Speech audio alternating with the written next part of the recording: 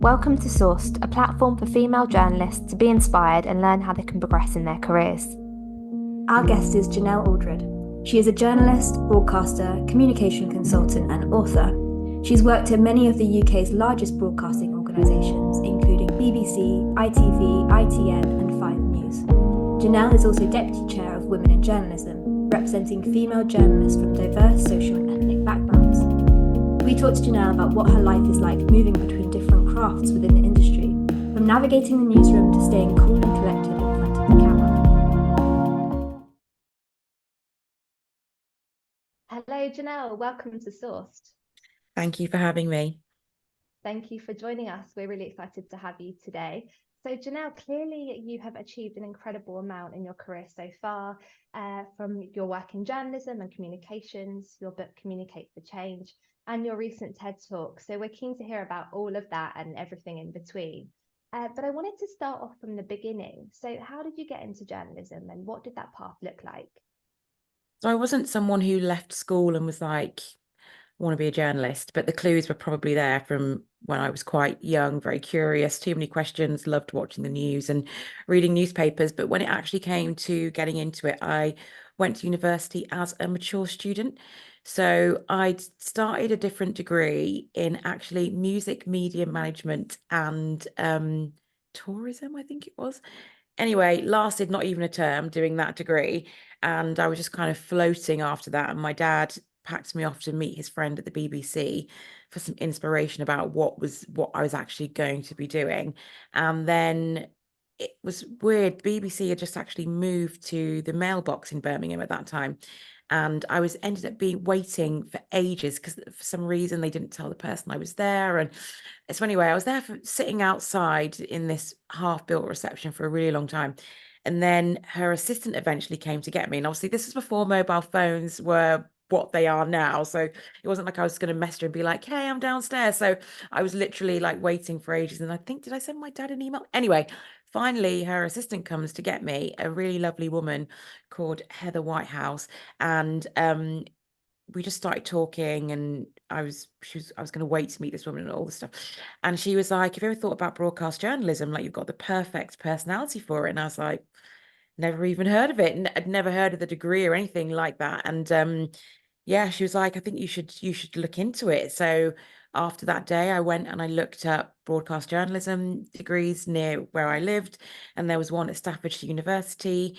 And so I just contacted them and I went in for an interview. And yeah, that was the start of me becoming a journalist. I got onto the broadcast media degree, and yeah, and that was the beginning. That's how I got into it.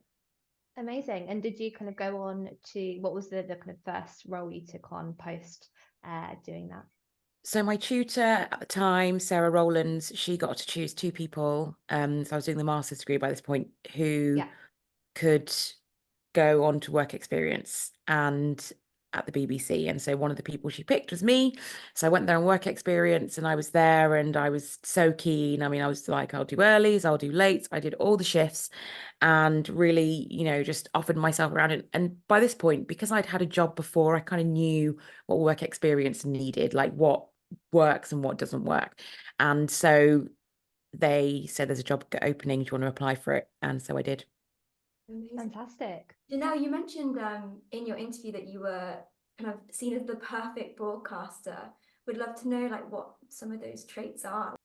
Yeah, I think in some ways, curious, I think is one thing, asking questions.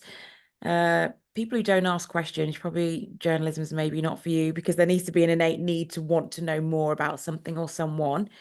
I think you need to have an element of, and I think this is hard because it's subjective, element of charisma. And this is subjective. So charisma really is in the eye of the beholder, but there does need to be something about you that when you speak, when you communicate, people want to lean in, they want to hear more. And I think that's partly about being an interesting person. Again, these are highly subjective things, but there needs to be something about you, just a bit of spark that people are like, there's something there. And it's not about that spark being fully formed and being ready to go on telly, because it would be years before I actually came on a TV screen. but there needs to be something there that you're like, I just see a light shining in this person, or I see something there that I think this could be something. And I think that's what people are looking for. And how do I think you have those things? One, I think, is like building your internal confidence to be able to speak to people confidently and clearly. You got to think, if you say, I'd love to be a broadcaster, but you speak like a mouse and you're really quiet and you don't want to get eye contact with anyone, it's going to be hard for them to imagine how you would speak to the nation or speak to their audience. So I think there's something about building up your inner confidence. And I was quite a confident person, raised quite confidently by my parents as well. So, but I think there is something about that. So when you think about the kinds of people that tend to make it on air, they feel like a similar kind of personality. And I think there's something in a lot of those people that is very, very confident. So I might call it ego. It's probably a bit of both, but that is kind of in them. And then I think also there's just something about speaking clearly. I'm never offended by accents. Some people don't like accents or don't like this accent. I'm not personally. I'm a fan of a clear speaker. And I think as well, if you're thinking that broadcasting is something you'd like to do you speak clearly? That's not, do you speak without an accent, or do you speak without any affectations at all? But it's just, can you communicate clearly? And there's also something that I think about using, this probably sounds a bit weird, but original language. So speaking as yourself. I think sometimes when people want to be a broadcaster, but they're speaking to you as if they've listened to all the broadcasts in the world, taken them to be themselves, and that's how they're talking, that doesn't feel very real. People want to broadcasters who are still people, even if you can't share your views or you need to be unbiased or all of those things, which are up for debate in this current climate. But people like people. So we don't want another person who's a carbon copy of someone else. Actually, a lot of newsreaders or presenters, whether or not you like their style, there's something about them that's pretty unique, and it's about them being themselves. And so I think there's also an element of that you don't feel like you're trying to copy someone else or speaking to me like some newsreader robot. Actually, when someone's speaking to you in a charismatic way, in a confident way, in a clear way, using their own words and their own kind of original thinking, that's kind of the things that you latch onto with people. Yeah, that's really interesting, because I do think that there is a lot of pressure to feel like you do need to become that stereotypical person that you've seen on the TV and that you've grown up with. And it's really nice to hear that's perhaps changing and you can maybe be yourself a bit more. And that is actually what gets you ahead a bit. But Genelle, I mean, like, as Talia mentioned, you've done so much with your career, kind of journalism, broadcasting. You've also been a creative and communication consultant. Really curious to know, looking back throughout your whole career, has there been any kind of key stories, key interviews, key moments that have really stood out to you as career highlights? Oh, that's a challenging one. I try to think of the career highlight as whatever I'm in at that stage, because I think that's a healthy way to look at what you're doing, to think what I'm doing now is the best I've ever done it, or is the best it can be for me, because that keeps you in the now moment. I've interviewed some fascinating people. Dame Joan Bakewell, she was just a fascinating person to interview. And then she let me join her for tea at the House of Lords on the terrace, which was really, really interesting and great to just hear from someone like that. But you do interview a lot of people over time. Oh, I met Idris Elba, that was a highlight. But I think I just try to enjoy the phase that I'm in, because I think one thing leads on to the next thing, leads on to the next thing. I think when I was at ITN Productions, actually had some really interesting times there, because that was the beginning of kind of YouTube headlines, what we now know as clickbait. But it didn't feel like that at the time. It just felt very organic, like funny videos, almost like memes that we were putting up online and sharing and selling. And those were really, really interesting times, because that was the beginning of kind of putting things on Twitter, Facebook, and somewhere else, and really thinking about engagement and views and the stories that had done well. So previously, when I was doing online journalism at the BBC, my first job, putting the news online, there was no algorithms. There was no one was asking about how many people watched it. It was no one talked about any of those things, just about being online. And then seeing that evolution through my career of actually how engagement and algorithms began to become part of it, how we think about headlines, drawing people in, that was kind of, I would say, a career highlight, because I think that changed the trajectory of my career. So I don't know, there's lots of different points that kind of change what you think journalism is and what you think you can do there. And I think if there's anything that I've enjoyed the most, it's maybe sometimes shedding the dreams that I thought I had to take on something different, and actually really enjoying that thing and knowing it's okay to change your mind about what you think your career could look like, because now you've got new information. Yes, So that certainly. answers I the mean, question. oh, completely. It's a very positive outlook, and I think, yeah, we should all take some advice from you there, and always kind of be in the moment. And I guess, as you say, in terms of it becoming journalism becoming very much so kind of multi-platform, multidiscipline now. Sam and I have spoken about this before in terms of, for journalists, young journalists entering the profession, the career path today. It can be very overwhelming because there's just so much to consider, and it's so much to kind of understand as to where they should specialize or what they should be focusing on, as well as thinking about their social media presence. And obviously for yourself, as someone who's dabbled across multiple disciplines and in journalism, working across broadcast as well as print, and then we noticed you're also working, you've written some pieces for Golf Business Quarterly, so writing about your hobbies and your passions as well. What has been your favorite? Can you pick a favorite, and why is that? I think the thing that I love about journalism is you can make it as multidisciplined as you want to. So you don't have to get, and I don't want to say stuck, but stuck writing. You can then present. And I think what journalism gives you is the ability to turn your hand to lots of things. So actually then you learn to edit. And if you can edit on video, you can edit audio. So now you have two skills. And if you can present, as you're both doing, like a podcast, and that can become an audio thing, that can become a video thing, and then you can edit that down, and then you learn how to write, and you learn how to write headlines, and you learn how to make things snappy, and you learn how to see the story and how you pick out the important bits. So I think in that sense, what has been great, what I've enjoyed about journalism, is that then there's loads of other things in life that you're like, well, yeah, I can do that. Because if I can do this, then I can take that skill over there. I would probably say my toxic trait is turning everything into a job. So I started to play golf, and then I had to turn it into work. So, that's me. I have to write about it and start to make content about it. But that's because you learn all these useful skills that actually you can turn to so many things. And when you start doing it, you realize it's so useful, and that so many people like golf, which is a thing that has a particular slant of PR about who plays and what that's like. And actually you can turn your hand, and other people are glad to turn your hand and will pay you to turn your hand, to kind of say, oh, well, actually there's this different perspective, and this is what I'm doing, and look at what I'm doing.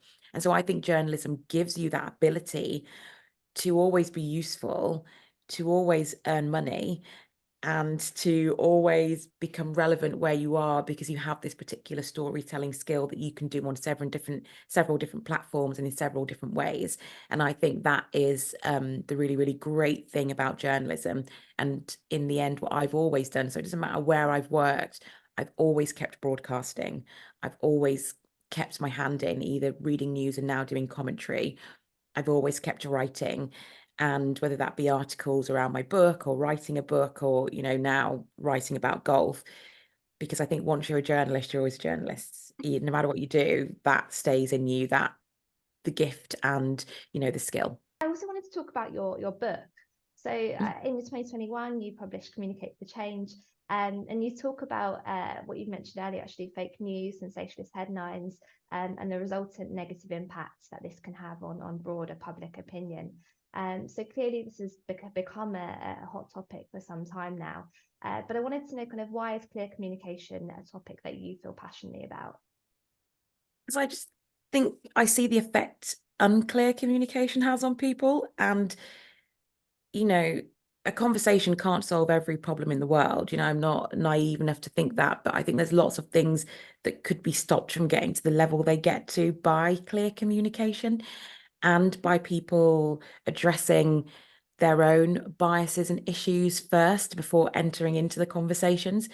And I think, and also because I see it in myself, I see sometimes when I'm great and sometimes where I'm not so great, and some things that I do that are really, really good, and some bits of communication that are really unclear or really overly emotional. And because they're so emotional, I don't actually say what I want to say, or I don't say it in the right way, or, you know, and so for me, there's that side of it, but there's also the bigger picture side of it, where you see how certain types of communication are very harmful on a wide scale, how stereotyping groups of people can lead to other groups of people walking down the street kind of being attacked, and I think you can trace that back to what a lot of we, the media, do and have an effect on, and what we can affect and what we can change.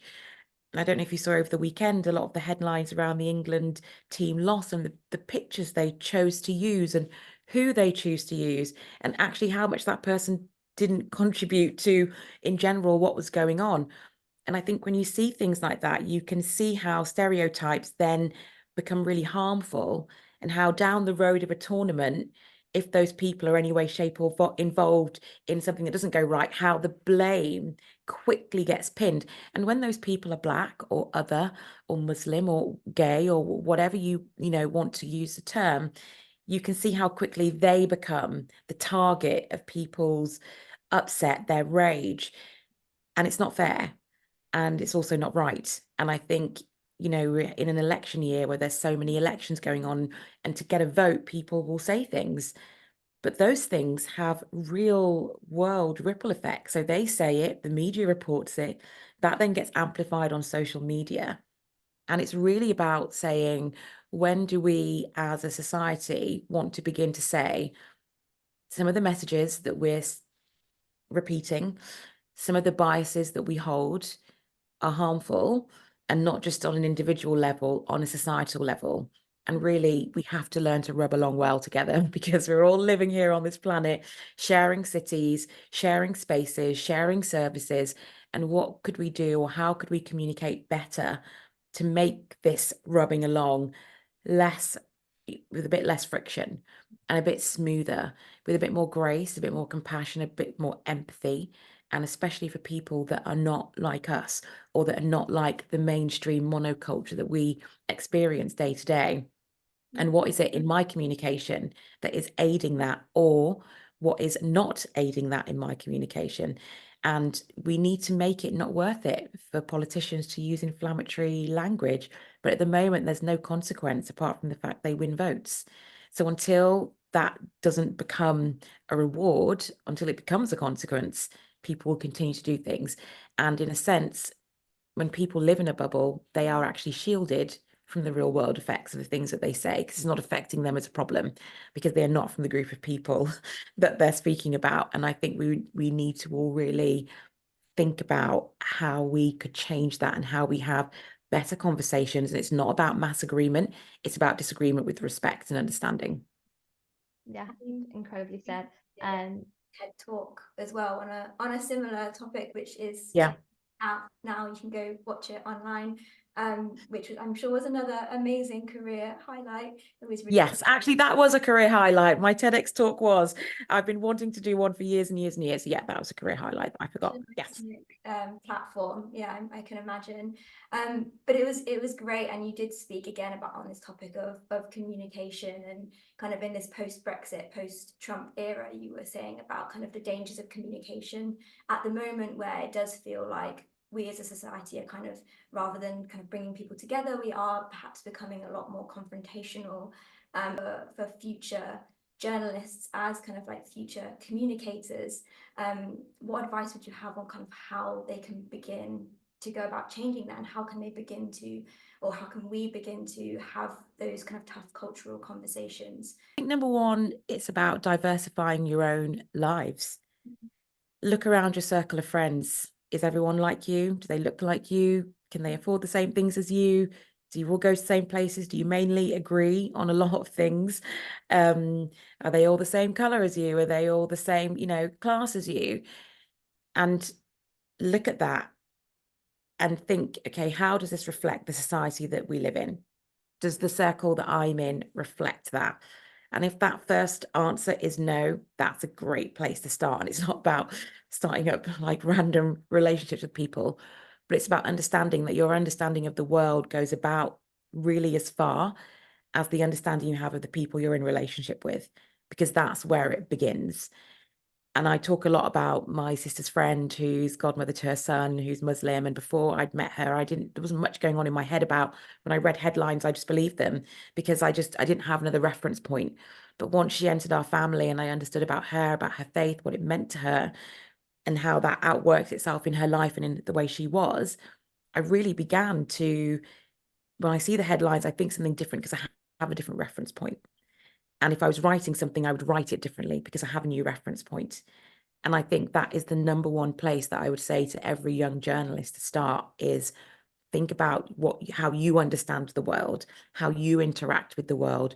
What are your thoughts when you see a group of a certain type of people in a street? Are you afraid? Have you drunk the Kool-Aid? Yeah. And to begin to actually expand your own mind, because I think until most of life is understood through relationship, and so until you have an expansive group of friends and not just like, I have that friend, so I know I've got a black friend, I've got a white friend, I've got an Asian friend, I've got a Muslim friend. More than that, to know them, to understand them, and for them to know you and to understand you. And I think that is the first way that if we can change the mindset and the thinking of the people who write the words, who put the communication out there, who write the campaigns, who work in marketing, who work in comms, if those mindsets are changed first, well, that's a huge influence changed for everyone because they're the people that are putting out the messages. I guess what else keeps you up at night when it comes to the industry? What other things do we need to consider that could perhaps have a broader negative effect? I just think the lack of diversity in senior leadership, in decision-making rooms, I think that again, does that reflect society? Does that reflect the community that we live in? If it looks like a main monoculture demographic in that room, it's wrong, just because our audience is everyone. And we know from the census that 1/5 of the population is non-white or non-white British. And so we can have a look at that and say, okay, so if your senior leadership team, if there's no diversity in terms of ethnicity on there, then we can see that's not okay. If there's not a single person on there who has a disability, whether that be visible or invisible, then we know that's not okay. If there's no one who's neurodivergent, then we know that there's no way that you can possibly speak to these people. And, it kind of came back to what I said about, by understanding people, we understand more about the world that we live in, but you can never be something different. I can never be a man. I can't think like a man because I'd still be thinking like a man through a lens of seeing it as a woman. So in that sense, I can't be something I'm not. So I can be more sympathetic. I can understand. I can question more the stories that I'm being told about this group of people, but I can never be it. So the next best thing is the best thing is to have that voice there in the room being it for themselves. And so I think a lot of people seem to think, oh, well, I really understand about this or that community. Not the same thing as having someone from that community in the room speaking for themselves. I don't believe in a voice for the voiceless. People are not voiceless. No one is voiceless. Everybody has a voice. Let's make sure that they're given the space and capacity to use it and that we're also listening. And so I think when it comes to senior leadership teams, that's one of my big things that I think it's easy for people who have a seat at the table to say, well, it's time. It's going to take time, rather than actually expand the table, put more seats there. Then if no one's willing to leave, fine, add people so that the decision making is fairer and is more reflective of the way the world is. Because and also, sorry, it's turning into a really long answer, but the other thing about that is also making sure that you do actually, as I said, give people a voice, allow them to speak and listen. There's nothing worse than having diversity in the room and there's no inclusion because you don't actually listen to what they have to say, or you listen to it and then say, well, that sounds really interesting, but we can't do that because XYZ, and we just need to keep doing it the way we've always done it. So I think it really is about making sure that we don't just bring people into the room, but we actually give them the power to use their voice. The final question really is would love to know kind of what advice you'd have for young female journalists today who are kind of navigating their way through this career? The best piece of advice I ever had was don't demonstrate, be. And that was when I was a newsreader and they send these people around. It was Maxine Morwinny. And she was sent around to kind of coach us and to watch us and to kind of give us advice. And she just said to me, I feel like you're demonstrating what you think a newsreader is, but just be one. You are a newsreader because you are one. And I had all these hang-ups because I was young and my voice was so high and I'd taken a job doing the weather and now I was doing news and it just felt like a big fraud. No, that's a lie, actually. I didn't feel like a fraud. I felt like I needed to act older than I was. Didn't feel like a fraud so much, but I was definitely acting like a 35-year-old, 40-year-old woman, which I am now, but then I was like 27. So I was definitely just trying to be what I thought a newsreader was. And it wasn't that I didn't think I deserved to be there or anything like that. I don't know. It was just, like I say, you see all these newsreaders on TV and you feel like that's what you need to be. And they were all much more mature than me. And I felt that's what I needed to be. And she said, no, just you are a newsreader because you are one. Just be yourself being a newsreader. And so that really stuck with me and encouraged me to just kind of, be who I was on there. So that was a great piece of advice that I had once I started on air. And so I would just say that to everyone else, you can tell when people are cosplaying in a role. They're dressed up and they're doing the role, but it's like cosplay. They're not actually doing it. And then you're not yourself, and then there's no conviction, and then people can't believe in you because people can't see you. They can only see what you're pretending to be, which is why I think fake it till you make it is terrible advice. I think you should just actually try to make it. And that energy would be much better spent making it rather than pretending. And I think maybe that comes from what she said to me and me finding that resonated a lot with me. So I think number one advice is understand yourself. Understand the things you like, understand things you don't like, understand how you like to give and receive feedback so that sometimes maybe it's not the feedback, it's the way it was given, and it's not that maybe it's wrong, it's just a way you don't enjoy. But actually, if you know, then you can say, actually, the way I like to receive feedback is, and you can actually advocate for yourself in a different kind of a way. I think you have to learn to advocate for yourself. There'll be situations that either go against your values, your morals, your principles. Now, some of these things are very reasonable requests from your employer who's paying you, and some of them are not. And I think it's when you know yourself and you have that self-awareness of who you are, you know when to advocate for yourself, and you know when to say, no, I just don't really feel comfortable doing this, or I don't feel comfortable expressing this for you, or I don't feel comfortable with my name next to this for you because it's not what I believe, and to understand kind of where your lines are in that sense. And I think other advice I would be a good team player, give people credit for their ideas, don't take credit for anyone's work.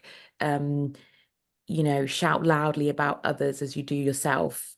I think there's a lot to be gained when you say that's for so-and-so's idea, or me and so-and-so were thinking. It makes people trust you and it makes people want to work with you again because they know that if they do something for you, that you will speak up for them. And just other bits of advice is be excellent in all you can do, or all you can be to the best of your ability. Your 100% is different every day, but every day try and show up in an excellent way. Try to do the things you say you're going to do.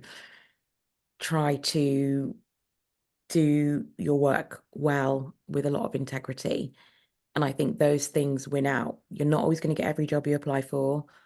Every boss is not going to like you. Everybody is not going to like you. You're not going to like everybody. You're not going to like every boss. You're not going to love every job that you have.